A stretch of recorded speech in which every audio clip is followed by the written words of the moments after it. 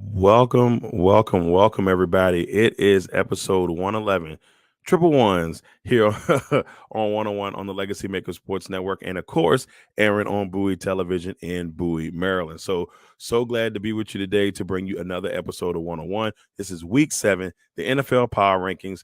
Should be a fun one. Should be a fun one as we get a little bit deeper into the season. The Power Rankings are starting to solidify themselves just a little bit more, but we're going to bring you all of that and just a smidge more, of course, the finale, all that good stuff here as we get ready for another episode of One on One. I'm super excited. I know you're excited. Let's get this bad boy going. One on One, episode 111 on the Legacy Maker Sports Network and Bowie TV. One, one, one, one, one, one, one, one, one, one, one, one. Welcome to the one-on-one. When it comes to ratings, man, we number one. I get the truth, then I give them the scoop. If anybody got a question, I give them the proof. Welcome to the one-on-one.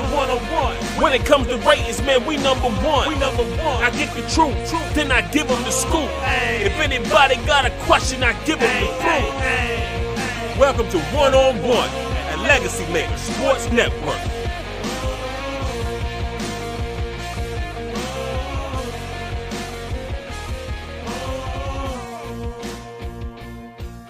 Ladies and gentlemen, we got another episode for you here of One on One here on the Legacy Maker Sports Network and, of course, on Bowie Television. We're excited. We're excited for another episode. It is Thursday, so you know what that means. We've got some football heading your way tonight. We've got the Jaguars traveling to New Orleans to take on we got the Jaguars traveling to New Orleans to take on the New Orleans Saints. So good one tonight. Trevor Lawrence dealing with some issues, but we'll see if those issues can be rectified here in the next hour or so to see if Jacksonville can move on and move to 5-2 on the season. Saints looking for their 4th victory, but we got a lot to get into today. We got our power rankings, we've got our finale, we got our players of the week, our top 5 MVPs. We're going to get into all of that. So let's go ahead and get it started. No need to sugarcoat it. Let's start off with the bottom. All right, ladies and gentlemen, this week on the bottom, let's go ahead and get it going. So, like, the bottom this week is going to be very, very interesting. I hope you. All right, so let's go ahead and get into it. Let's get into the bottom. Let's see who's sitting at the bottom this week on our NFL power rankings as we enter week 7. Sitting at the very bottom, and this should be no surprise to a lot of people heading into this week because they're the only team winless right now in the NFL, and that is the Carolina Panthers. Excuse me. Carolina came into this game against the Dolphins on fire. They were up 14-0. People were shocked. People were like, whoa, wait a minute. Look at the Panthers trying to upset the Dolphins. And then the Dolphins just turned on the heat. And, Tua, 3 touchdowns, 262 yards. Tyreek Hill, 6 receptions, 163 yards, receiving and a touchdown. The Dolphins just turned it up. And they really cranked it up on the Panthers to win that game 42-21. Carolina's definitely in a rebuilding mode right now. Some people are saying Frank Wright is already on the hot seat there in Carolina, even though it is his first season. But they're already screaming that. And so if you're a Carolina Panthers fan, it's going to be a long season. Your pick goes to Chicago. Right now, the Bears have 2 of the top 3 picks. So it's just like, if you're a Panthers fan, it's a really tough time right there in Carolina right now. But we got the Panthers at 32. Hopefully, they will get their first win of the season at some point. At 31, we got the New York Giants. The Giants actually played really tough against the Buffalo Bills on Sunday night. This past Sunday night. Tyrod Taylor comes in there. He has 200 yards, no touchdowns, but 200 yards passing. Saquon Barkley's back in the mix. He's got 24 carries, 93 yards. And the Giants team had a chance. They had a chance to beat Buffalo, knock them off, get that win, get that second win, and it just didn't happen. It would have been a really big win for the Giants if they could have got this one. They play the Commanders this week, and I've been saying this over and over on other platforms and whatnot, but this is a game that the Giants can win only because they just have had the Commanders' number in the last couple of years. The Commanders have snuck one in there somewhere, but the Giants have pretty much had their number. And so this is a big week for the Giants to try to get back on track. And for the Commanders, and I know we're talking ahead, but they're going to need to try to get that monkey off their back. We will see Tyrod Taylor start unless something happens or he gets nicked up here. He should be starting over the next couple of games here for the Giants. And I'm really liking this time for Tyrod Taylor. I think he gets another opportunity to show what type of quarterback that he can be. But the Giants are 31 on this countdown, sitting at 1-5. At 30, the Chicago Bears. Oh boy, I tell you what, they probably should be 31, but I mean it's it's kind of close on both ends. Bears fought hard against the Vikings. They lose 19-13. Biggest thing coming from this game, the loss of Justin Fields. We don't know exactly where that's going to be looking like, and it looks like Justin Fields is probably going to be out at least a couple of weeks, and that's not good for Chicago. Not having him is going to be a really rough deal. And the Vikings, who are 25 on our countdown, getting their second win of the season, a much-needed win. They're getting themselves prepared. They got the 49ers this week, and then they got the Packers the next week. So a chance for the Vikings to kind of prove themselves over the next couple of weeks, but they do get a win over the Bears. Bears are in a really dark place right now. The only positive thing is they got those 2 top 5 picks lingering in their hand as of right now. So the Bears are at 30. At 29, the New England Patriots. New England went from a team that I thought was going to be very competitive all year to a team that's like, wow, what is this? And that's what we saw the 2 games before this past week. They actually competed extremely hard against the Raiders, but the Raiders were able to get the win. And you know, even though they lost Garoppolo, they were able still to pull it off. You know, Hoyer came in there, did some decent things. But it was good for the Raiders because the Raiders are now won 2 in a row. So they're starting to kind of get a little momentum. But the Patriots are 1-5, and the struggles continue. And then something I never thought I would hear out loud, but now all of a sudden people are calling for Bill Belichick's, job, which I personally don't feel like that's something, at least yet, that we should be looking at. But, Belichick is up there in age, and, maybe there's time for change in New England. I just can't see it happen at this moment. But anywho, the New England Patriots are at 29. At 28, the Denver Broncos. The Broncos, boy, a team that, hung in on Thursday night last week, only losing 19-8 to the Chiefs. They had opportunities, just couldn't get it. It's just the offense is stale. They're just not a good football team. That's the nicest thing I can say about the Denver Broncos right now. The only reason why I have them as high as they do is because they have Russell Wilson at their quarterback. But even with that, it still hasn't been looking great at all. So right now, Denver's at 28. See if they can figure that thing out. They got the Packers this week. I personally hope they don't figure it out, but that's on a personal front, okay? And if you want to hear a little bit more about the Broncos and the Packers game coming up this week, check out Green and Go over everything here on the Legacy Maker Sports Network. Myself and Lamont Thomas talk about the Packers and Broncos game in depth. Okay, there's my shameless plug.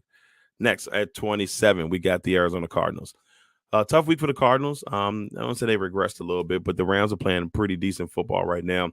I still like this Cardinals team to be one of those teams that can you never know which week you're going to get out. And that's how they've been playing all year. They've been playing tough. They probably should have 3 wins so far this season, and they don't. So that's something that I felt like, they should have beat the Commanders. They've had their chances against other teams, and it just hasn't pulled. They haven't been able to pull it off. Tough week against the Rams, but the Rams look really good right now with Cooper Kupp and Puka Nacua. And then Kylan Williams, who's just having a monster year at the running back position. So a really good article, Tales of the Week, with our guy Tyrone Montgomery talks about this Rams team being a potential Super Bowl contender. May not be too far-fetched. We'll see. But the Cardinals are at 27. They're still, playing tough football. Just hasn't been going their way the last couple of weeks. At 26, the Tennessee Titans. Titans went over to London, had their chances, lose Tannehill. Malik Willis comes in. We've heard some things back and forth with that. Still not a pretty situation right now to me in Tennessee. I feel like defensively they have a decent enough squad to they can make some moves. That offense just doesn't look good, even with Derrick Henry. And Derrick Henry had a pretty good game on Sunday. 12 carries, 97 yards, and a TD. Just wasn't enough. We had the Titans at 26. 25, of course, we got the Vikings, getting their second win. Kirk Cousins doing Kirk Cousins things, and the Vikings get their win over the Bears to move them up a little bit, put them in a little bit of a better position. So Vikings at 25. 24, the Packers were on a bye, so we just kind of left them there. The Packers were on a bye, so we'll see what we can talk about with them next week. So 23, the team formerly known as the San Diego Chargers, the LA Chargers, lose a really tough one, a nail biter to the Dallas Cowboys, and now they're sitting at 2-3. And the Chargers, and I know I've said it multiple times on the show, but as my guy Lamar Thomas would say, the Chargers charge. The Chargers be charging. They do things the Chargers way, and they're such a good team on paper, and they just feel like they never live up to their potential. I don't know how long Coach Stanley's going to have his job, or Staley's going to have his job out there in LA. So Chargers are at 23. At 22, the Indianapolis Colts, a team 3-3, tough loss to the Jaguars this week, ugly loss to the Jaguars this week. Jaguars beat up on the Colts at home 37-20. Minshew, 3 picks. You don't want to see that from your backup QB, but they're definitely missing Anthony Richardson right now. And with Richardson being out, Minshew is going to be the guy, and there's a chance that Richardson may be out for the season. So I still like Minshew as a QB overall. I don't, maybe not a super starter or whatnot. He's had his moments and shining moments as a starter in the league, but tough loss for the Colts. But Jacksonville is once again clicking. They've won 3 straight games, and they are looking forward to New Orleans tonight. Speaking of the New Orleans, we got New Orleans sitting at 21. They're 3-3. Saints lost to the Texans. This Texans team has played really well. Really good football right now for this Texans team. I like what I see from them, and I think they can keep things rolling. So we've got the Saints at 21. They're still trying to figure out things offensively. It just looks like a stagnant offense. I personally don't think they have the right coach. Dennis Allen is a defensive guy, and they've got to find somebody that can come in there and get that offense running because they got too many weapons. Kamara, Thomas, Jimmy Graham's even had some moments this year. Derek Carr, you got pieces, and they shouldn't be playing the way they're playing. So there it is, the bottom for this week. Panthers, Giants, Bears, Patriots, Broncos, Cardinals, Titans, Vikings, Packers, Chargers, Colts, and Saints. All right, so we are sitting at that bottom and seeing where things are kind of standing at the bottom. And there's a couple teams in the bottom I think could make their way to the outside looking in at some point, back into it, I guess you can say. I think the Packers have a chance to do it this week. Also, the Chargers, the Colts, and of course, the Saints. So there's a couple teams I think that can make that move into it. The other teams in the bottom right now, maybe not so much, but we'll see how things go. Now, let's go ahead and check out the outside looking in. All right, so with the outside looking in, let's start with it at number 20, the Atlanta Falcons. I had a chance to go to Atlanta this weekend. For those who know, I cover the Washington Commanders, and the Commanders are on the road taking on the Atlanta Falcons in the Mercedes-Benz Stadium. It was a gorgeous stadium. Absolutely gorgeous stadium. I felt like I got some really good pictures down there. If you want to check out the pictures, you can go to my Facebook page. You can also check them out on Instagram. But it was just a really, really good experience. Got a chance to see Bobby Brown in concert. Everybody, hey, I don't want to do too much because I think you can get like suspended for that or something. But anyway, it was great to see Bobby Brown in concert. Got a free concert out of that. But the Falcons, Falcons did not look great in that game. They still had a chance to win that game late, and Desmond Ritter's 3 interceptions just is not going to cut it.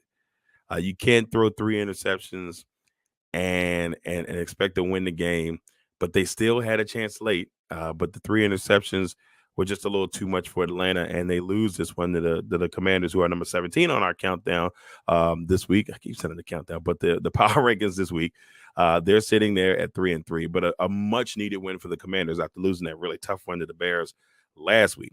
I've said it multiple times. I thought this was a good chance for the Commanders to make a stretch run, and losing that one to the Bears, then they have to kind of bounce back here. Falcons, they get a dub. They get the Giants. They got to try to get a dub there. Then they got Philly coming to town. Then they go to New England, which New England game is starting to look a little bit more winnable. Then they got to go to Seattle. So it was a nice and much needed win for the Commanders. Falcons right now still in the mix in the NFC South. I don't know if they're at least like half a game back of the Buccaneers. So, and as you can see, the Buccaneers are 13 on the power rankings this week. At number 19, we've got the Raiders. The Raiders get a win, a nice little win over New England. Puts them at 3-3. Can't talk today, y'all. Put them at 3-3. But it hasn't been pretty. They won an ugly one against Green Bay. They won an ugly one against the Patriots. And then they won an ugly one against the Broncos at the beginning of the season. So it's just like all the games have been ugly, but they found ways to win them. So that's kind of how the MO has been for the Raiders. But they're 3-3, and in the end, all it counts is the W in the standings. So they got them. The Raiders are at 19. At 18, the Jets. Now, thought about putting the Jets higher on the power rankings. Maybe put them up a little bit, 2 or 3 spots higher. But their defense is really good. Their defense is really good, and the defense has been saving the day. They played extremely well against the Eagles, shocking the football world, beating the Eagles for the first time. They've never beat the Philadelphia Eagles. This was the first time the Jets beat the Philadelphia Eagles ever. And I just didn't even believe it when I heard it. I said that can't be a real thing, but it is. The Jets won their first ever game against the Eagles in the history. The Jets have been around since the 60s, and they've never beat the Eagles. And that one kind of blew my mind, but they did on Sunday to get their first ever win. So congratulations to the New York Jets, Zach Wilson and the crew. But they're at 18. Of course, we said the Commanders are at 17. At 16, the Houston Texans getting a win over the Saints last week, and a team that I didn't think was going to be that very good this year is playing really solid football. They're not lights out, but they're playing solid football, and that's all you can ask for. They're going to be competitive each week. So watch out for this Texans team. I like what D'Amico Ryans and the boys are doing out there. So the Texans are at 16. At 15, the LA Rams. Now, I know I talked a little bit earlier about Tyrone Montgomery's Tales of the Week for last week. Check it out. Talks about why he thinks the LA Rams are a Super Bowl contender, but they're playing good football. They really are playing good football. Cooper Kupp's back. Williams is running the ball extremely well. They signed Darrell Henderson back to the practice squad. They brought in a couple people, Myles Garrison, former Dolphins running back, and then, just recently on the Vikings practice squad, they bring him in. So I like what they're doing. They're not playing bad football. They're right in the middle right now, but they're competitive. They're one of those teams that you don't want to see on Sunday because they could sneak you, and they could get one on you. Rams are at 15. At 14, the Bengals crawling out of the dungeon. They had a really, really, really rough start. A really, really rough start. Don't look at that number. They are technically 3-3. So I'm sorry that says 3-2, but the Bengals are 3-3, and they get a nice home victory against a Seattle team that has been having up to the point was 3-1 and having a solid season. Seattle's 12. I probably could have had them above Seattle, but Seattle's record, I'll let Seattle slide on this one. The Bengals right now, though, are starting to cook a little bit. It's a slow process, and not cook maybe like numbers wise, but they're starting to get on that winning streak, and that's what you want to see if you're a Cincinnati fan. But the biggest thing you want to see is a healthy Joe Burrow, and hopefully that'll happen here soon. But also, you saw Jamar Chase; he's coming back into form, so that's a good thing for Bengals fans. Cincinnati's at 14. At 13, the Tampa Bay Buccaneers. Tampa Bay played a really tough Lions team. Couldn't get anything going offensively. They lose that 120-6. The way Jared Goff is playing right now, he's looking very MVP-ish. I'm just saying, hint, hint. But Tampa Bay couldn't pull it off. They were 3-1 heading into this game. We got them 13th from the power rankings to see if they can bounce back a little bit next week and see if they can beat the Falcons next week. But we'll see. At 12, the Seahawks. Seahawks losing that one to the Bengals. Another team that, interesting to see how they will handle things here in week 7. But we got them at 12 for now. But they're a team that I feel like they could pick up that pace just a little bit here in the upcoming weeks. At 11, the Cleveland Browns. Cleveland upset win of the week, beating the 49ers 19-17, and the 49ers kicker Jake Moody. I hope I got the first name right, but Moody missed a field goal that would have gave the 49ers the win, and the Browns win 19-17, a game that nobody thought that the Browns win, except for my man Rob Johnson, who hit on the Lone Ranger pick in our NFL pick'ems this week. So congratulations. Oh, and shout out to Corey Allen, who hit on the Jets Lone Ranger pick. He's the only person out of the 14 experts to pick the Jets.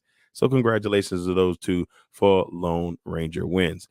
Now, there it is, our outside looking in. We've got the Falcons, the Raiders, the Jets, the Commanders, Texans, Rams, Bengals, Buccaneers, Seahawks, and the Cleveland Browns. So as we get into our last part, we're getting ready, ladies and gentlemen, for the top 10. Ain't no need to sugarcoat it. As my man AB, smoking and grilling with AB, ain't no need to sugarcoat it. Let's go ahead and get into it, and let's get them to the top 10. All right. Top 10 this week. Sitting at number 10, the Pittsburgh Steelers. Pittsburgh on a bye last week, so they didn't lose anything. They're just sitting comfortably in the 10 spot, and we'll see if they can, continue to get better as the weeks go along. They to me have been a little bit of a surprising team, but Mike Tomlin is a great coach, and he knows how to coach them up. So we got Steelers at 10. At 9, the Dallas Cowboys, 4-2, big win against the Chargers in LA. So a nice win for the Cowboys. I didn't pick them last week. I didn't think they would get the dub, but they played really tough against the Chargers. They get the win. They're back in the top 10. They're sitting at number 9. At number 8, the Baltimore Ravens. The Baltimore Ravens went to London and got a win over the Titans to move to 4-2. Another game that wasn't pretty, but they found a way to win. And they fought hard in that bad boy to get the W. Jackson had 1 pick, 1 touchdown. Andrews had 4 receptions for 69 yards. But it just, like I said, it feels like the Ravens are still trying to find their offense. So we'll see if they are able to eventually find their offense. The Ravens are at 8. At 7, the Buffalo Bills. Buffalo Bills are starting to really crank it up. They struggled this week. They were starting to crank it up, and then they struggled this week against the Giants. But in the end, some controversial calls here and there, but they still were able to get the win to move to 4-2. And right now, they're number 7 on the power rankings. So good job by the Buffalo Bills as they continue to try to climb back up into maybe that top 5 here in the power rankings. At number 6, a team that beat the Buffalo Bills, one of the teams that beat the Buffalo Bills, the Jacksonville Jaguars. 3 straight wins. We talked about how they dominated the Colts, and, they're still hoping that Trevor Lawrence will be able to go tonight, or at least, will be as healthy as possible tonight, but we'll see. We got the Jaguars at 6. Now we enter the top 5. I know you see that number 1, and you're like, Darrell, you must be crazy. But at number 5, the Eagles, losing a tough one to the Jets. The Eagles' offense and defense are struggling. Even though they're 5-1, they don't feel like the same Eagles team, obviously. Losing both coordinators, a lot of people sometimes don't realize it's such an underestimated thing when you lose both coordinators and you're trying to get the new coordinators acclimated. And there's only a couple teams I've seen that, really been able to handle those type of things well. New England, when the Tom Brady years, they still kind of kept rolling without any hiccups. So right now, Philly's kind of, figuring it out. But they played the number 4 team this week on our countdown, the Miami Dolphins, who steamrolled the Panthers. So that's a big matchup this week. Somebody's going to drop out of the top 5, in my opinion, after this game. But this is going to be a big game booster for both of these teams. The Dolphins have played cupcake games, except for the Bills, and the Bills beat them. So all the other games, if the Dolphins had, if you go back and look at who they played, they weren't big, sexy teams.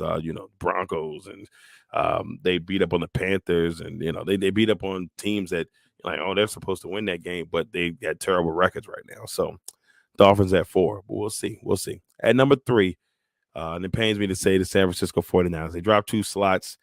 San Francisco just lost a tough one. They lost McCaffrey and Deebo Samuel, who I traded for this week in my fantasy. But they lost both of them this week. and during the game, and that you can't say that it didn't play a factor because McCaffrey has been the all in all on that offense for the most part. And Debo's still a distraction, even if he's not been the Debo that we've seen the last couple of years. He's been a distraction for those defenses, and they have to pay attention to him because he's Debo Samuel. So with that being said, 49ers are at 3. At number 2, a hot team, the Chiefs. They lost game 1 to our number 1 team, the Detroit Lions, and they're on a 5-game winning streak, and they haven't slowed down since. So the Chiefs are rocking and rolling and trying to get back to that number 1 spot. But this week, and I may get crucified for it, the number 1 team in my power rankings, the Detroit Lions. The Detroit Lions are playing clean, solid, great, all-around football. So, Dan Campbell, you deserve a handshake, sir. You have done a phenomenal job with this Detroit Lions team, and they are our number 1 team in the NFL power rankings for going into week 7 here on 101. So that's Steelers, Cowboys, Ravens, Bills, Jaguars, Eagles, Dolphins, 49ers, Chiefs, and number 1, the Detroit Lions. I never thought I'd see the day. Never thought I'd see the day that the Detroit Lions would be number 1 on the power rankings. But they're playing great football so far this year. All right, everybody, that is it for 101 here on the Legacy Maker Sports Network. I want to thank everybody for tuning in. Of course, all of our Bowie TV listeners, I hope you enjoyed the broadcast today. All the people listening on YouTube and Facebook and all our social media pages is always a lot of fun. People that listen on Anchor, thanks for tuning in. For those who hear me talk for 30, 40 minutes, and hopefully I don't bore you to death. But once again, everybody, thank you all for tuning in for episode 111. We'll be back next week for episode 112, Where the Players Dwell, here on the Legacy Maker Sports Network and Bowie Television. Until then, everybody, we will see you all next time. Legacy Maker, the All Sports Network.